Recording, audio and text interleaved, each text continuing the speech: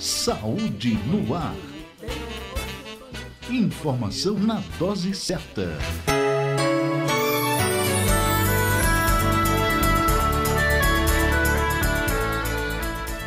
Olá para você que sintoniza o programa Saúde no Ar, a sua dose diária de informação para uma vida melhor.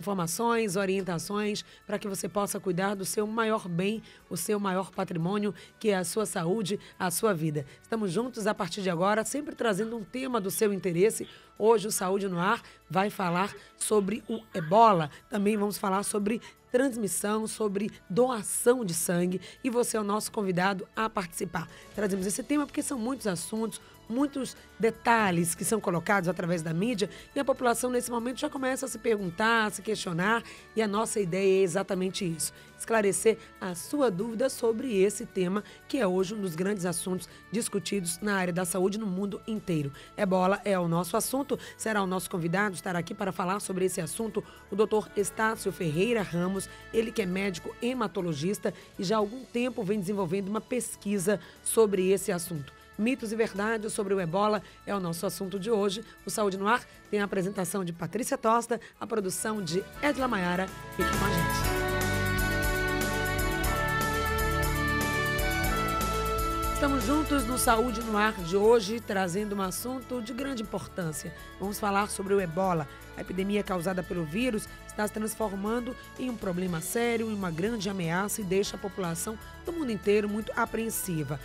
E tem se tornado alvo de vários assuntos nos últimos dias. Esse é o tema do Saúde no Ar de hoje, que vai conversar com o médico hematologista Estácio Ferreira Ramos, ele que tem um estudo, uma pesquisa e até ganhou um prêmio de algumas ações relacionadas ao assunto. Nós vamos conhecer e conversar com ele no programa de hoje. Conversando com especialista. Doutor Estácio, bom dia. Bom dia, Patrícia. Primeiro, vamos falar um pouco desse seu trabalho, né? Se é um trabalho pioneiro, esse prêmio que o senhor recebe de uma organização internacional está relacionado à pesquisa que o senhor desenvolve especificamente sobre Ebola ou outros assuntos que o senhor vem tratando? Na verdade, não. É apenas por uma relação com uma instituição que tem uma conexão com grandes centros de pesquisa e de tecnologia do mundo. Nós ganhamos um prêmio o ano passado em Londres, pelo desenvolvimento de um aprimoramento no teste da compatibilidade transfusional. Mas não é por esse motivo que nós estamos aqui.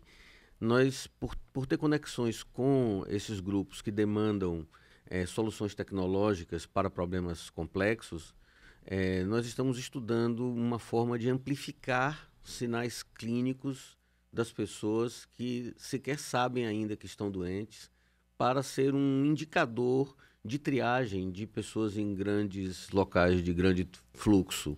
Essa demanda surgiu há uns 2 anos atrás, quando da epidemia de gripe H1N1, em que cientistas do mundo inteiro foram solicitados a desenvolver técnicas de que identificassem o indivíduo portador do vírus ou portador de doença num ambiente em que muitas pessoas estivessem presentes. Isso seria um grande avanço e um estudo e uma ação importantíssima, porque essa é a grande preocupação. Se um indivíduo está infectado, ele vem de um país onde o Ebola está com níveis altos, né, de transmissão e já de número de casos, se essa pessoa chega até o país, tivemos até recentemente uma inicial ameaça lá no Paraná e que foi descartada pelo Ministério da Saúde, 2 exames foram feitos e dados negativos. Mas se esse paciente tivesse, como a gente poderia barrar e saber que ele tem a doença? Esse estudo poderia ajudar nesse sentido?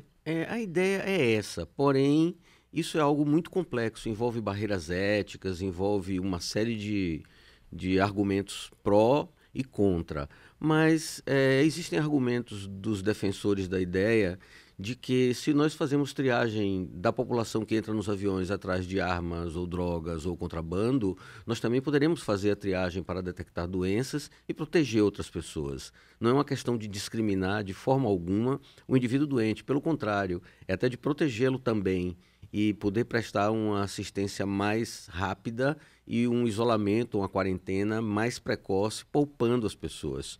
O Ebola ele é um vírus de altíssima infecciosidade, mas ele não é muito contagioso. Isso às vezes é difícil para as pessoas entenderem a diferença. Vamos entender agora. O vírus contagioso é o que é transmitido com muita facilidade. O vírus infeccioso, ou agente que é muito infeccioso, é porque ele é transmitido com uma quantidade muito pequena do agente que causa a doença. Então, por exemplo, estudos em animais demonstram que uma única partícula viral, um único vírus ebola, pode produzir uma infecção fatal. Isso é uma alta infectividade ou infecciosidade. Mas até que esse vírus chegue... A contagiosidade e a capacidade dele passar de uma pessoa para outra mais rápido. Então, por exemplo, o vírus ebola ele não é transmitido pelo ar. Experts dizem que ele pode sofrer uma mutação e até passar a ser transmitível pelo ar, mas ele não Hoje é parece que temos transmissível 5 pelo ar. tipos de ebola. Existem 5 tipos de ebola. Existe o ebola Sudão, o ebola Bundibugyo, o Zaire, um chamado Reston, que é inclusive inofensivo para seres humanos, só produziu epidemias nas Filipinas em animais. Então, existem 5 tipos de vírus ebola, 4 deles podem causar doença. Isso já foi fruto dessa mutação? Não, na verdade não. O ebola ele é um vírus que não tem demonstrado uma alta taxa de mutação. Ele é um vírus que só é transmissível em contato com secreções, né? Pode ser lágrima, pode ser secreção nasal, pode ser saliva, pode ser, né, secreção de todas as secreções do corpo podem transmitir o ebola. Mas ele tem uma infectividade alta, como eu disse, uma contagiosidade baixa. Para você ter uma ideia, um paciente com ebola, em média, passa para 3. E de sarampo, por exemplo, passa para 15.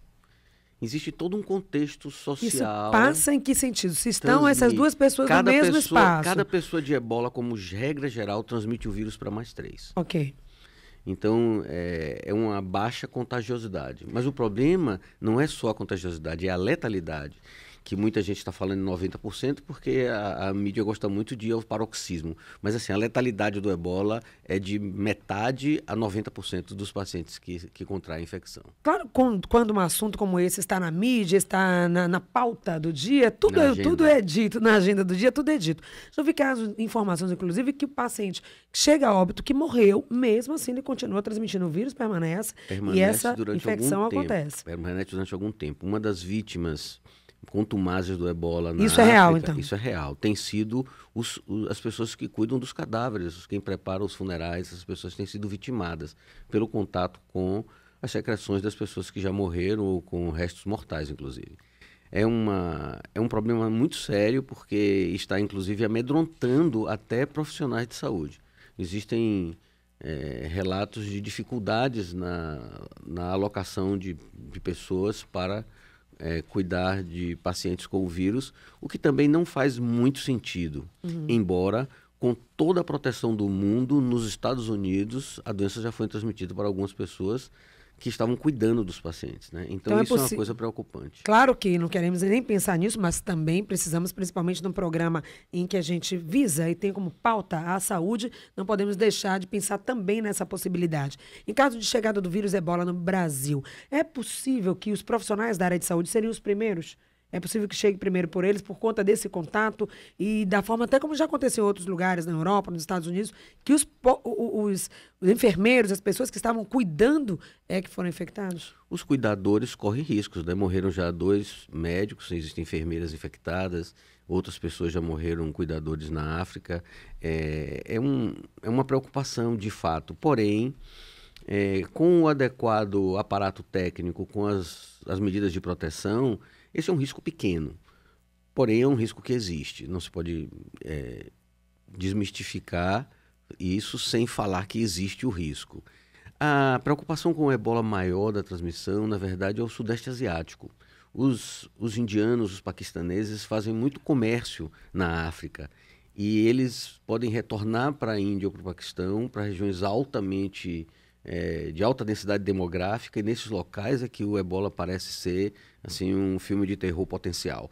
Nós não sabemos exatamente como é que o governo brasileiro está aparelhado ou se aparelhando, mas nós estamos preocupados, todos os profissionais de saúde, um pouco preocupados, porque nós não vemos essas medidas de proteção, nós não estamos vendo treinamentos, nós não estamos vendo o que deveria estar sendo feito e está sendo feito. Nos Estados Unidos, as universidades estão fazendo treinamentos para o caso de alguém em alguma universidade surgir infectado pela ebola. Existem planos de contingência sendo ensaiados, sendo postos em prática, né? E nós não estamos vendo isso entre nós. Mas vamos esperar que estejam sendo feitas as coisas que precisam ser feitas. Não há necessidade para um alarme, para pânico, mas da vigilância, sim, da preocupação, sim, da informação, sim, até porque, como é o nosso convidado aqui de hoje, que faz um estudo sobre isso, o doutor Estácio Ferreira Ramos, que é médico hematologista, nós já sabemos de como ele é altamente infectante, já foi colocado isso aqui,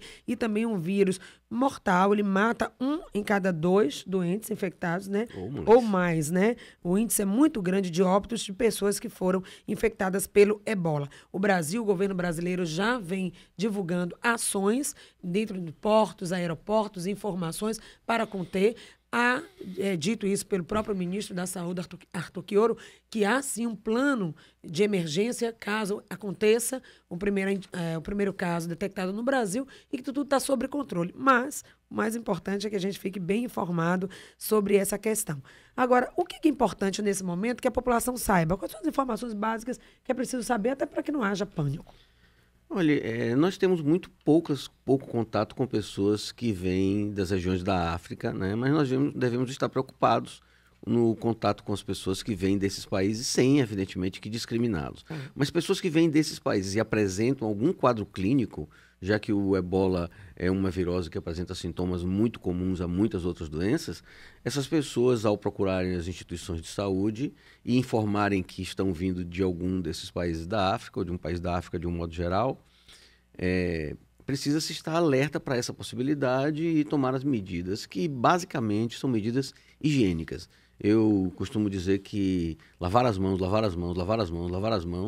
é o que pode prevenir um surto de ebola. É muito importante dizer também que essa baixa infectividade, essa baixa contagiosidade do ebola e o fato dele ser transmitido para um número pequeno de pessoas por cada paciente infectado, isso é um problema, isso precisa ser muito bem considerado, porque depende do contexto em que essa pessoa está em contato com outras. Quem tem muito pouco contato com o público tem muito menos chance de transmitir para um número maior de pessoas. Agora, existem no momento pessoas também que estão, por exemplo, propostas de trabalho, de viagem para esse país. Conheço o caso, bem próximo nosso, de alguém que teve um convite agora e que deve viajar para um país africano, acho que para ministrar aula, enfim, e que está preocupado, está apreensivo, né? É algo que é possível fazer, que essa pessoa teria que fazer, estando lá no continente africano. Eu acho que as medidas de higiene devem ser as coisas mais importantes. Frequentar lugares de maior higiene, lavar as mãos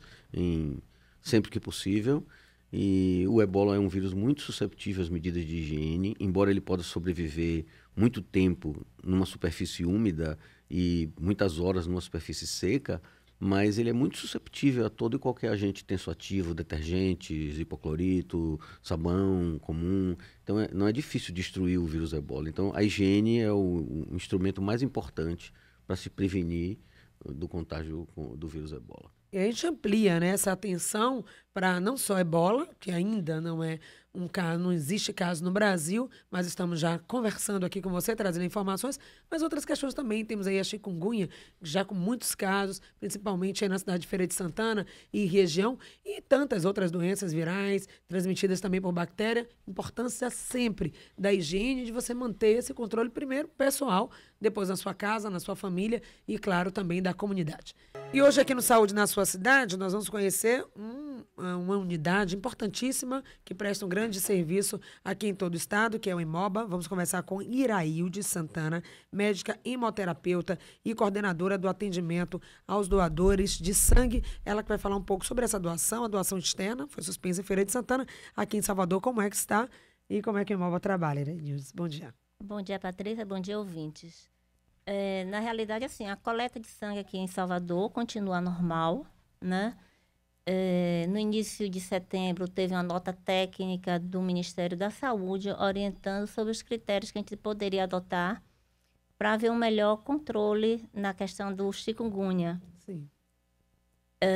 Bom, daí nós, a partir do número de casos que tem em Feira de Santana, decidimos A coleta continua normal em Feira de Santana, apenas a gente não está fazendo coletas externas, que são movimentos onde a gente estimula mais a doação de sangue. E para evitar algum colapso, a gente está fazendo coletas nas cidades que ainda não têm casos de chikungunya. Por exemplo, já tem coletas externas programadas em Camaçari, em Cruz das Almas, em Santo Antônio de Jesus, isso objetivando não haver uma paralisação ou uma quebra no atendimento aos pacientes. Mas quando há divulgação, por exemplo, de uma doença nova, no caso da chikungunya, estamos hoje aqui também falando com o doutor Estácio Ferreira sobre a questão do ebola, as pessoas ficam mais com medo, elas não procuram o serviço, baixa um pouco a procura pela doação de sangue, eles acham que pode se infectar de alguma forma?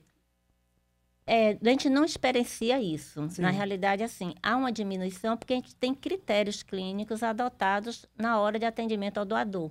Então, por exemplo, uma pessoa que teve febre, dor, que a gente chama dor articulação, artralgia, só pela história clínica, a gente afasta temporariamente da doação.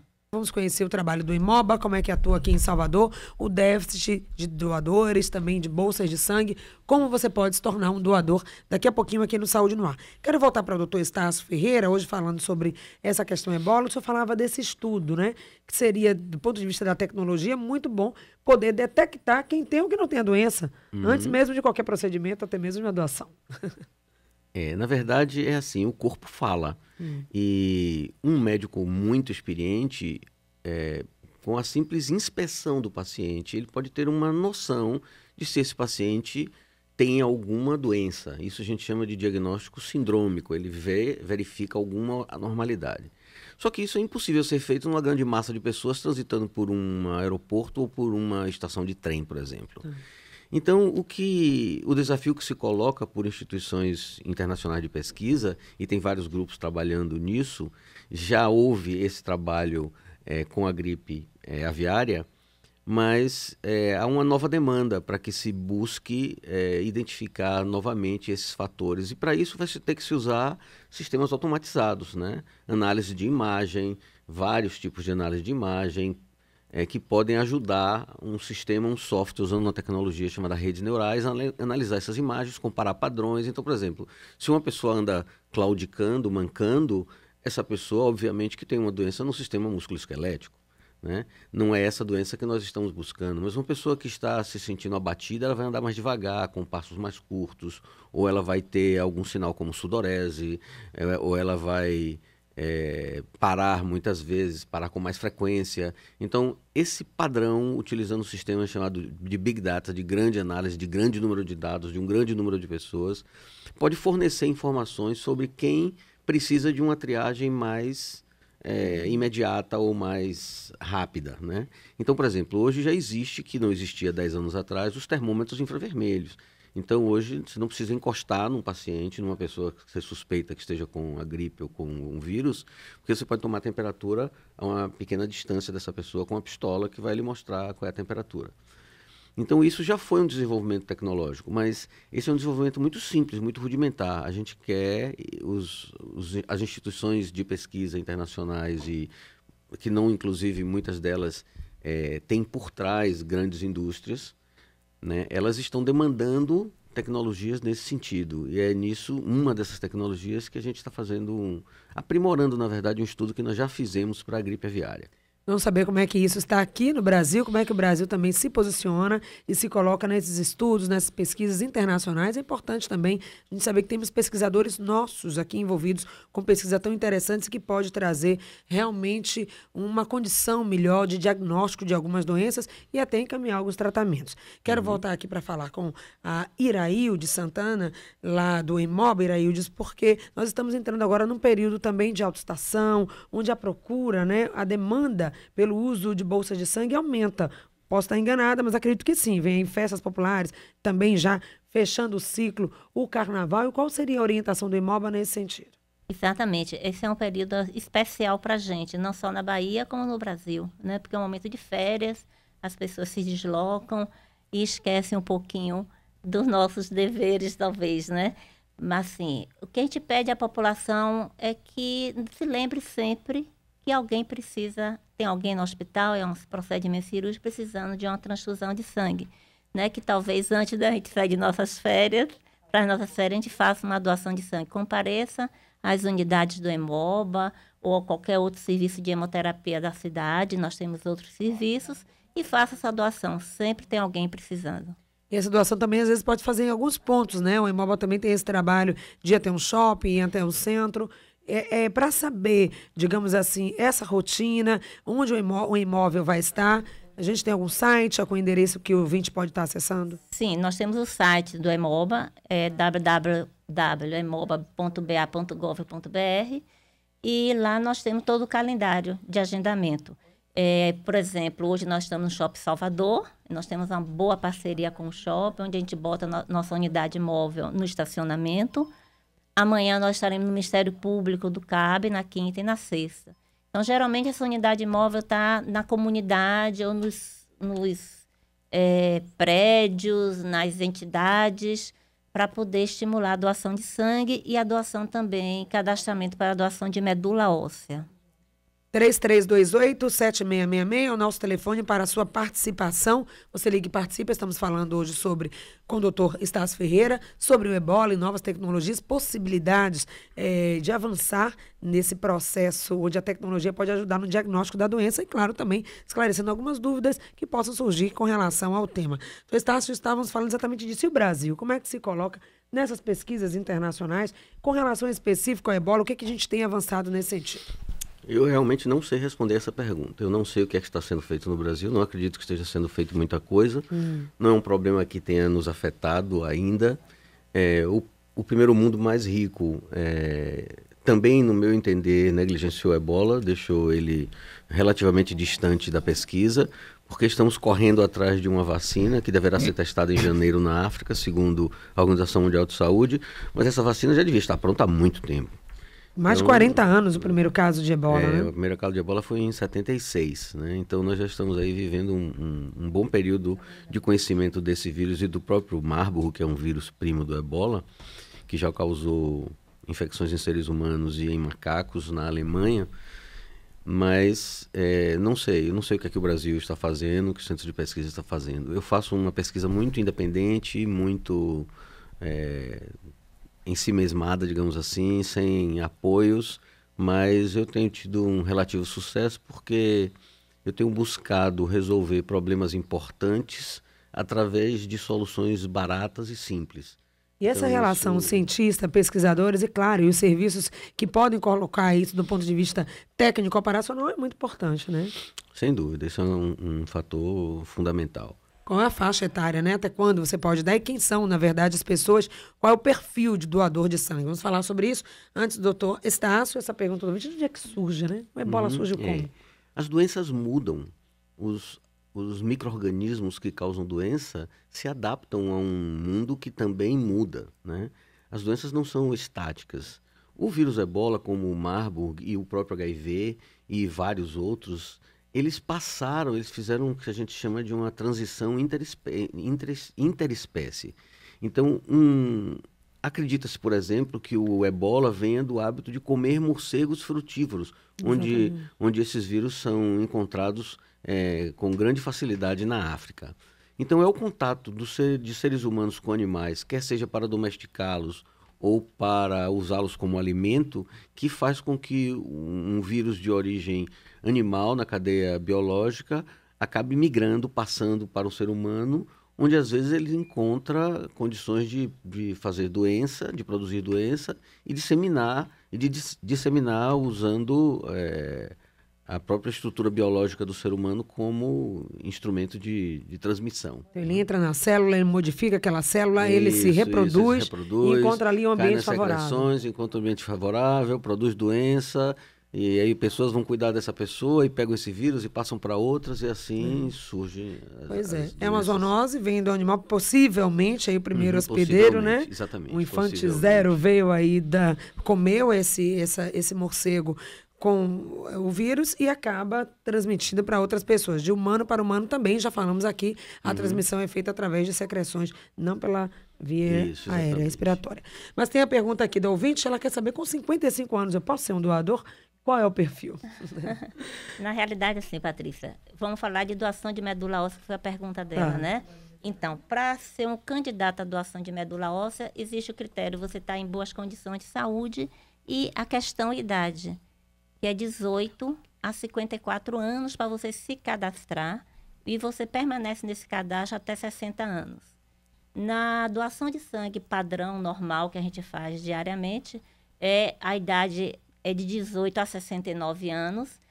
Temos uma portaria nova que foi agora publicada em dezembro desse ano, dezembro de 2013, onde a idade passou para ser de 16 até 69 anos. Só que para quem vai fazer sua primeira doação, esse limite é 60 anos. A idade é um limite apenas de proteção ao doador, né? Para que ele não tenha nenhum risco nesse procedimento da doação de sangue ou de medula óssea. Por isso que existe esse critério de idade. Nós sabemos que o ebola e outros vírus que hoje produzem doença no homem têm origem animal. Eles vieram do contato de seres humanos com animais. Então, isso responde à origem da pergunta. Agora, como está a situação com relação ao ebola nesses países, onde a doença hoje é epidêmica, né? A Guiné, a Serra Leoa, Libéria, principalmente, lá a epidemia realmente está agraçando, é uma epidemia complicada, estão morrendo aproximadamente 4 pessoas por dia de ebola no mundo, não existe ainda um controle efetivo, as condições são muito precárias, segundo, inclusive, uma colega minha que trabalha no Médicos Sem Fronteiras, a gente troca e-mails, ela diz que a condição é muito precária. A dificuldade a gente está vendo pela televisão e pela internet. Inclusive então, com o uso de seringa, que não tem muito recurso, né, materiais, e a seringa vai ser usada. Não, eu acho que hoje não, isso não é um problema não. Na verdade, assim, eu vi uma entrevista outro dia na CNN do embaixador da Libéria nos Estados Unidos. Ele disse, nós estamos recebendo doações de tudo que vocês imaginam. Nós estamos recebendo depósitos vultosos de grandes países do mundo, mas não tem quem coordene isso. Faltam pessoas para agir diretamente na assistência ao paciente. Não está faltando, eu acredito que recursos e material. Está faltando coordenação desses recursos e desses esforços, porque há muito medo, há muita desinformação ainda. E talvez material humano também. Exato, aí, principalmente. Né? Principalmente, ninguém quer ter contato, mas a gente precisa saber que estamos num momento em que todos precisam se ajudar. Não, mas existem heróis, existem grupos fantásticos. E aí, parabéns a esses heróis incrível, que desbravam essas barreiras e se colocam o seu conhecimento da medicina naquilo lá do juramento, né? Salvar mas são vidas. Profissionais de várias áreas, não são médicos, também, não, são enfermeiros também. Fisioterapeutas, técnicos e pessoas de laboratório. E existem muitas pessoas muito resignadas e muito empenhadas nessa em questão. combater o ebola. Irailde Santana, com relação a doenças que as pessoas às vezes chegam para fazer uma doação e descobrem lá, na hora de doar, que tem algum problema de saúde. Que doenças são realmente incompatíveis com o ato de doar? Na realidade, assim, quando a gente vai doar sangue, primeiro passa por uma entrevista, uma avaliação clínica epidemiológica para saber se está em boas condições, se aquela doação vai ser segura para o doador e para quem vai receber. E aí, nesse momento, Patrícia, é que é avaliado o estado de saúde da pessoa. São feitas perguntas, então, ver se tem alguma doença, se está usando algum medicamento, isso vai ser avaliado no momento. Primeiro aí a pergunta do nosso ouvinte, quem está em trânsito, vai para lá e para cá em aeroportos, agora vamos receber muitas pessoas, verão em Salvador, cidade que tem o turismo como uma das suas fontes de renda. E aí, doutor? Olha, até o momento nós podemos dizer que esse risco é baixíssimo, desprezível, quase zero, não tivemos ainda nenhuma confirmação do vírus no território brasileiro. Esse risco existe para o mundo inteiro de que pessoas na era da aviação comercial acabem transportando o vírus, às vezes até profissionalmente. Por exemplo, foram levados para os Estados Unidos pacientes com o vírus para serem tratados lá com todas as medidas de segurança que o país assegurou que era capaz de produzir. Mas no Brasil esse risco ainda é desprezível, eu diria que até o momento quase zero, mas é um risco que um dia poderá acontecer. Nós não sabemos se ou quando. Então, o ideal é manter realmente aqueles cuidados de higiene. As normas de higiene, lavar as mãos. Lavar as mãos para essa mãe que está preocupada com o filho que está em trânsito a cada 15 dias e pode estar com essa, enfim, né, preocupada, procede a preocupação dela. Meningite viral e doação de sangue. Na realidade, assim, a meningite viral não impede a doação de forma definitiva. Você teve uma meningite, não tem nenhuma sequela, passados 6 meses, você pode fazer uma doação de sangue. Então, a ouvinte teve na adolescência, hoje ela é uma mulher adulta, em torno dos 40 anos. Se ela está em boas condições de saúde, não tem nenhum problema de saúde no momento, ela pode comparecer a um serviço de hemoterapia e se candidatar, ser avaliada para ver se ela pode doar ou não. Doutor Estácio, voltando aqui à questão ainda do ebola, o diagnóstico, né? Você é um médico especialista em hematologia, tudo passa pelo sangue, o diagnóstico também? Como é que a gente detecta? Na verdade, a confirmação, o diagnóstico é clínico, mas é um diagnóstico às vezes difícil. É clínico e epidemiológico, tem que ver de onde a pessoa veio, com quem ela teve contato, por onde passou. É uma coisa que os médicos precisam dar muita atenção no que diz respeito a doenças epidêmicas. E principalmente uma doença que não entrou ainda no Brasil e que poderá entrar por uma das suas fronteiras. Mas o diagnóstico, depois de um diagnóstico de uma suspeita clínica, a confirmação é feita por testes laboratoriais relativamente simples. É um enzima imunissae, um teste comum que se usa para um monte de diagnóstico de um monte de doenças, só que é um teste específico, e no Brasil só está sendo feito no Pará. E também um teste chamado PCR, no qual a gente amplifica ácidos nucleicos do vírus e tem é um teste mais sólido em termos de confirmação diagnóstica. Mas um enzima imunissae é um exame simples, barato, ele pode ser um teste suficiente e necessário para que se faça o diagnóstico. Isso para outras doenças também, que podem ter doenças virais, principalmente, que pode ter os sintomas iguais, né? Aí temos aí o caso da chikungunya, muito parecida com a dengue, quase os mesmos sintomas. É apenas o exame que vai definir, né? O exame laboratorial complementa o diagnóstico e na prática é o que define se existe ou não a infecção pelo vírus ebola. É importante até fazer esse diagnóstico direito, até para ter exatamente os dados. Esse diagnóstico, uma vez havendo alguém com suspeita e história epidemiológica positiva, história epidemiológica que sugira que haja essa infecção, ou que pelo menos dê uma pista de que pode haver essa infecção, os sistemas de saúde vão providenciar para que esse teste seja enviado para onde tem que ser enviado, porque para isso já existem normas, claro. Não existem vírus de morcego, não existe ebola nem margo identificado em morcegos no Brasil. Também não acredito que haja uma pesquisa muito extensiva nesse sentido, mas não acredito que haja esse risco, não.